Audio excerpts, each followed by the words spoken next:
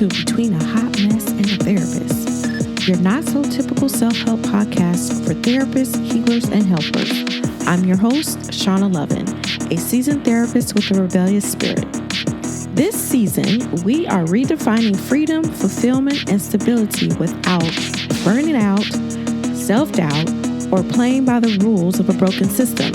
We are cutting through the noise and exploring what it means to truly live life on your terms, not by what society expects of us. No more chasing an illusion of success that leaves you drained, because we are embracing the beautiful messiness, the sometimes chaotic journey we call life.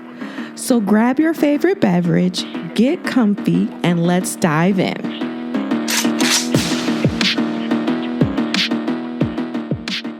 Hey y'all, welcome back to another episode of Between a Hot Mess and a Therapist. Okay, I'm going to need y'all to go get a beverage and go sit down somewhere. This is not one of those episodes where you can be productive, like doing laundry, going for a walk, or any of that. Just go sit down somewhere. All right, so think of this little voice in your head, because don't you dare say it out loud. I swear I was fine, totally fine, until she said that thing she's been saying for years. She says something so simple, but my body reacts like I'm 10 years old, standing in my childhood kitchen.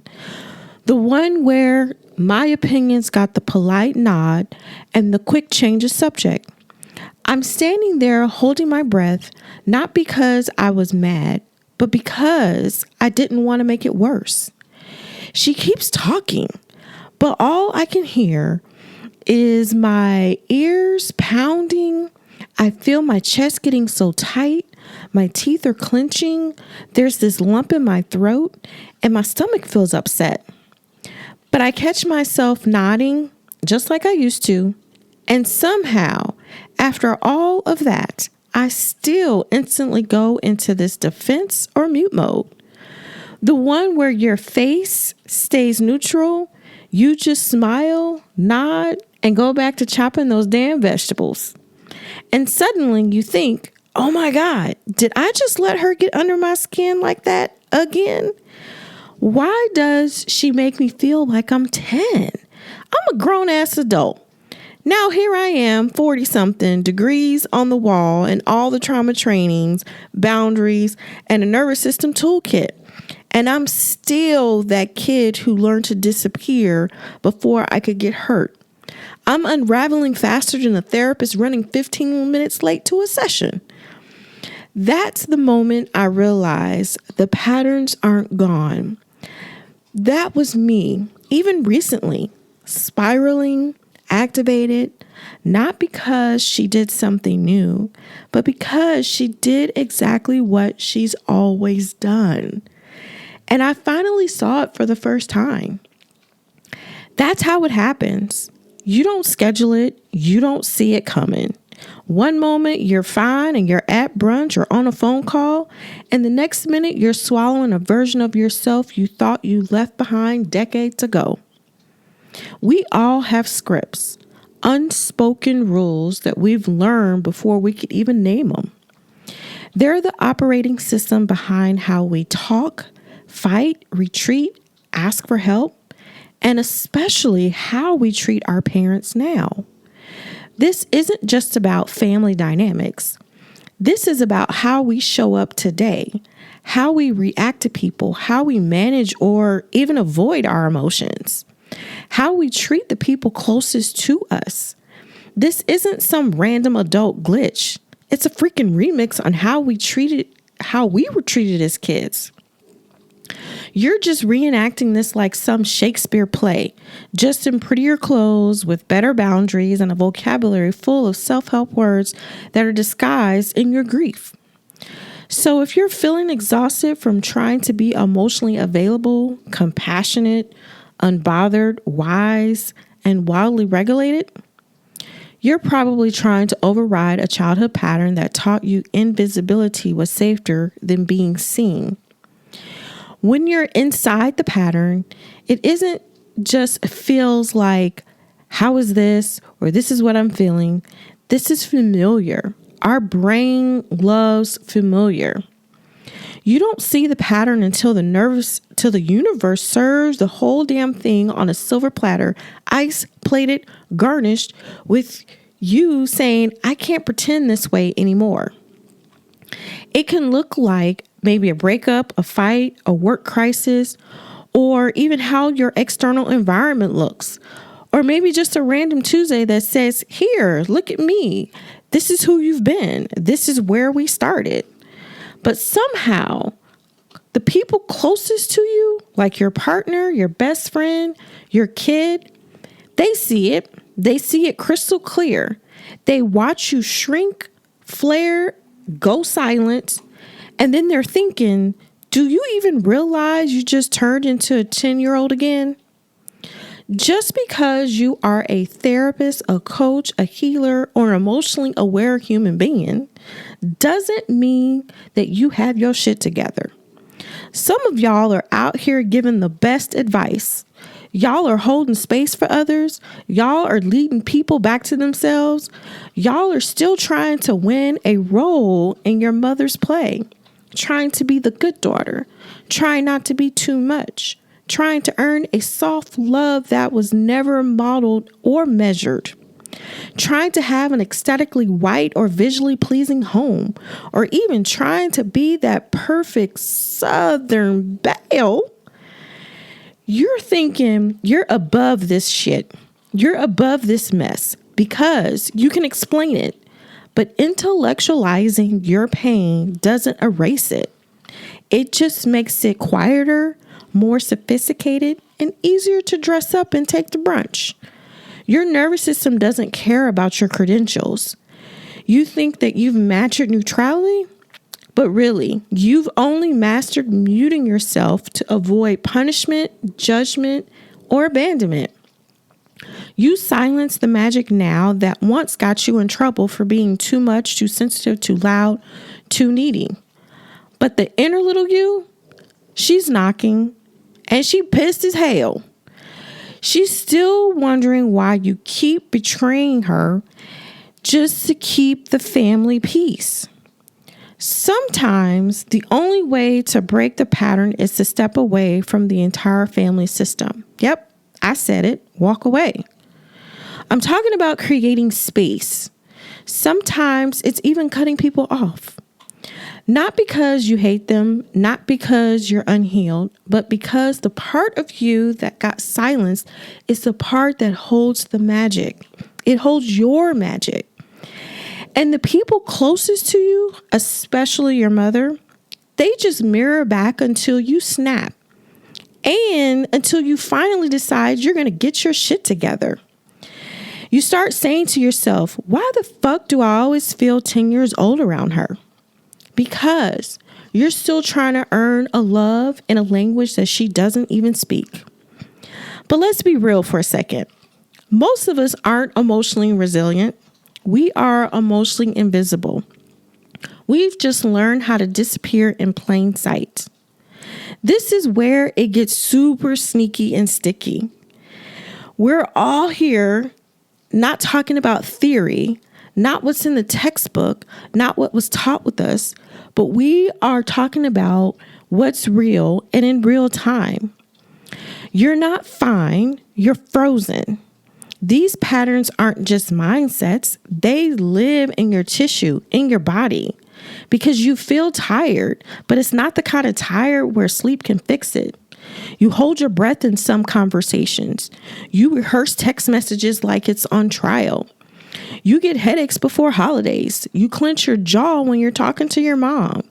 You cry in your car, but as soon as you walk in the door, you're fine. Your shoulders tighten up when you call your mom or when she calls your name. Your jaw may lock up when your dad wants to offer advice. You get sudden brain fog when your partner says, we need to talk. That hollow chest feeling when you tell your truth and it's met with silence. You shut down during confrontation, but you over-explain in a text later. Your chest feels tight before family visits, but you call it, say, I've just been busy. You cancel plans or you stay quiet because it feels like speaking up will cost you love. You feel the heat rise in your body when you don't validate yourself. You shrink it down and then because you don't want to look crazy. That is not some random shit. That's your body carrying the tension from being unseen, unheard, unheld for years. And the body doesn't know it's now or present. It only knows the danger cues it's memorized decades ago. And now that you're older, now that you're an adult, now that you are the responsible one for fixing this shit, you don't even really know what it means to be emotionally safe and what that actually looks or feels like. When you finally see the pattern, the repetition, the echo, it feels so much like a betrayal. You just start to notice this everywhere. It's in your conversations, your clients, your partner, your friendships, your business, everywhere. You are aware enough to know what's happening, but not skilled enough yet to do the opposite. You catch yourself in mid-pattern and feel proud and pissed all at the same time. You can set the boundary, but then you spiral in guilt for days. You tell your mom you can't talk right now, but then you obsess over whether she's hurt or not. You start speaking up at work, but your throat closes halfway through the sentence. You're like, how the fuck does this shit keep happening? Because the old self, the old you, it has squatters' rights in your nervous system and it don't care. The patterns were working. It kept the peace. It kept a legacy of silence. It's inherited emotional debt. It's codependency just wrapped in a costume. And the worst part about these patterns, it kept the dynamic predictable. So, hello, guilt, grief, and identity crisis. But now that you're the one that's breaking it, people around you might not like the you that's waking up. They don't like the new version of you. They're going to push back on the new version of you. And you don't want to have to keep acting like everything is okay. I'm giving you permission not to. This is the part where you want to scream and take a nap all at the same time, where you try to explain yourself to people who still don't get it, where you wonder if you've broken or if you're just finally being honest. And some days you want to burn it all down. Then there's other days where you just want a hug from your mom without her commenting on your hair, your weight, or your tone. And all of this is what I like to call the emotional molting phase, where you're shredding the old you, but the new one really hasn't grown in yet. So now you're raw, you're tender, maybe confused or a little ragey, but you are so fucking awake. This isn't about fixing or erasing the pattern. It's about recognizing it. It's about seeing it so clear enough that you get to choose not to participate instead of defaulting to what you've always done or defaulting to that old behavior. The goal isn't to be unbothered. It's to be undeniably you. Even if that means becoming the villain in someone else's family story. You don't owe anyone access or a front row seat to the version of you that does not exist anymore. That version of you that shrunk to fit in. The one who played nicely. The one who sat silently at the table so everyone else could stay comfortable. That version. She gone. I said it before. Sometimes the most loving thing you can do for your inner child is to create distance from people who trained you to self-abandon. It might mean cutting off family or redefining closeness or saying no more even if no one else understands. Cutting someone off doesn't mean that you failed at family loyalty. It means you're loyal to the truth of who you are now. Here's what I've learned. The part of you that got silenced, that's the same part of you that makes you so powerful now. You're not broken. You're just awakening. You're not ungrateful. You're just unlearning. You're not cold. You're just choosing clarity over chaos. So the part that got silenced, that is your GPS now. That's the most magical part of you. The more you honor it, the more you teach your nervous system that visibility isn't the death. It's not the death of you. It's the actual power. It's the breakthrough. That is the emotional clarity your body needs to finally feel safe enough to grow and flourish. When you do this work, you're just not rewriting your own life. You're cleaning the blueprint for everyone else that is watching you. Your kids, your partner, your clients, your friends. Because sometimes those same people are still stuck in their own pattern. You become living proof that you can outgrow the story that you were handed. The more you let yourself be visible, the more you give others permission to step out of their own invisibility. And that is the legacy work. When you see yourself clearly, the more you stop projecting your wounds onto others. You stop needing clients to validate your worth. You stop overgiving in friendships to earn safety. You start leading from a grounded, real place, not one that is a patched up nervous system with duct tape. We all know duct tape work, but not that one. We don't do polished over here. We do real, raw, and sometimes regulated-ish. Your healing becomes the mirror for others to find theirs. Your boundaries become the lighthouse. And maybe, just maybe, your story will show someone else that you took up space, and now they think, if she can do it, maybe I can too. So if any part of this felt like I was eavesdropping on your thoughts while you was sitting on the kitchen floor, DM me, tell me, email me, send a damn carrier pigeon if you have to. I want to know what part of this episode made you pause, because these are the conversations that change us. These are the ones where we stop pretending we're fine and start getting honest with ourselves. I hope this was helpful for you. Until next time. There you have it, my friends. Another episode in the books. Remember, it's okay to be a hot mess sometimes. It's all a part of the journey we call life. Until next time, stay rebellious, stay authentic, and keep embracing the beautiful messiness of life. Want to learn more about your unique energetic blueprint? Make sure you download your free chart and learn how it can help you make choices that are aligned with who you are and not who society expects you to be.